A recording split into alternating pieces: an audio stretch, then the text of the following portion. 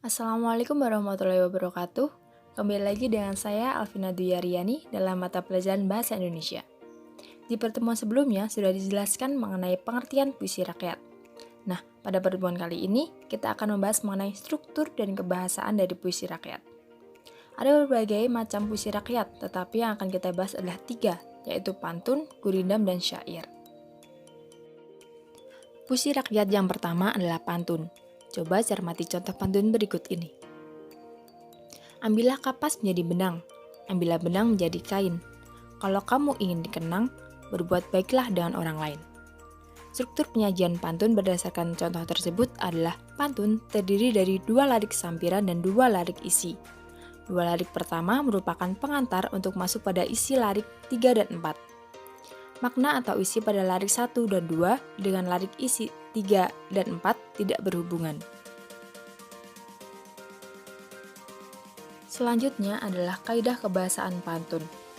Jenis kalimat yang digunakan pada contoh pantun tersebut adalah larik 1 dan 2 menggunakan kalimat perintah ditandai dengan kalimat ambillah. Larik 1 dan 2 merupakan kalimat yang berdiri sendiri. Larik 3 dan 4 merupakan kalimat saran dengan pola hubungan syarat, yaitu kalau. Pada larik 3 dan 4 merupakan hasil dan merupakan satu kalimat majemuk. Puisi rakyat yang kedua adalah gurindam. Coba cermati contoh gurindam berikut ini. Apabila kelakuan baik berbudi, hidup menjadi indah tak akan merugi. Struktur gurindam berdasarkan contoh tersebut adalah 2 larik merupakan isi yang berhubungan. Larik pertama merupakan syarat terjadinya keadaan pada larik kedua. Selanjutnya adalah kaidah kebahasaan gurindam. Jenis kalimat yang digunakan pada contoh gurindam tersebut adalah menggunakan kalimat dengan pola hubungan syarat, ditandai dengan kata apabila pada larik yang pertama. Pada larik yang kedua menyatakan kondisi atau keadaan jika syarat dilakukan. Puisi rakyat yang ketiga adalah syair. Coba cermati contoh syair berikut ini.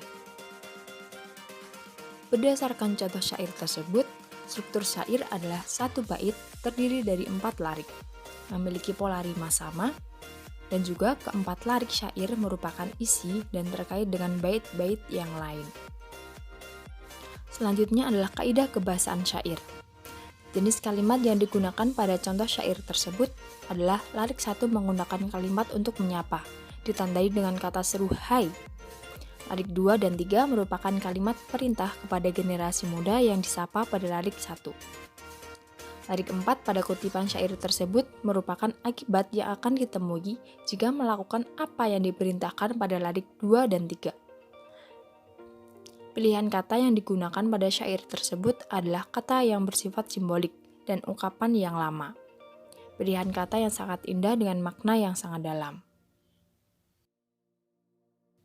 Setelah mengetahui struktur puisi rakyat, kita akan membahas kebahasaan yang digunakan dalam puisi rakyat. Yang pertama adalah kalimat yang sering digunakan dalam puisi rakyat, yakni 1. Kalimat perintah, 2. Kalimat saran, 3. Kalimat ajakan, 4. Kalimat seru, dan 5. Kalimat larangan.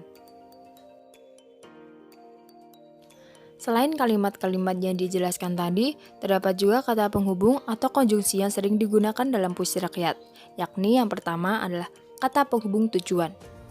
Merupakan kata penghubung yang menjelaskan maksud dan tujuan suatu acara atau tindakan.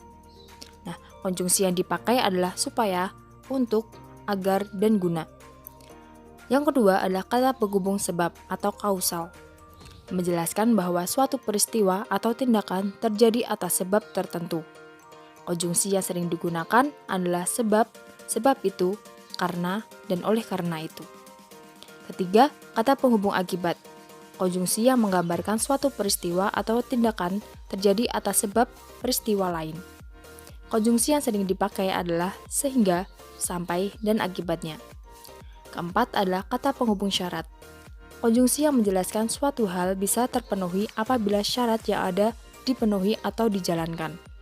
Konjungsi yang dipakai adalah jika, jikalau, apabila, asalkan, kalau, dan bila mana.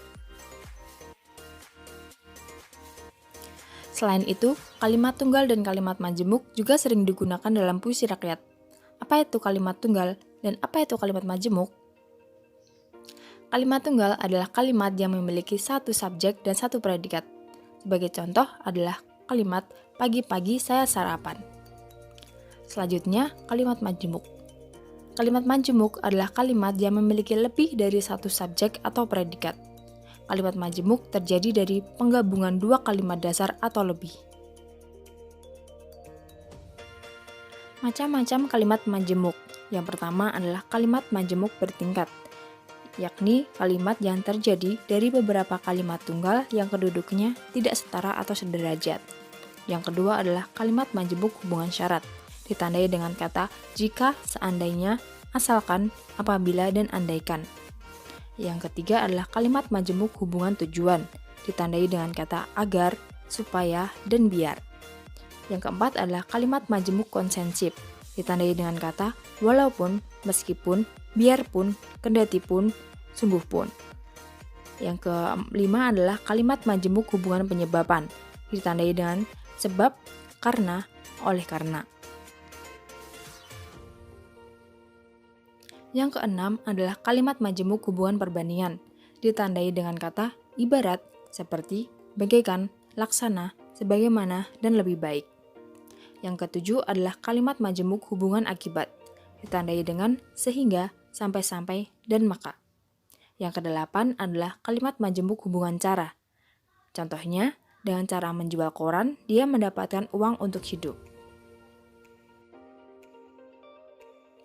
Nah, itu tadi materi mengenai struktur dan kebahasaan puisi rakyat.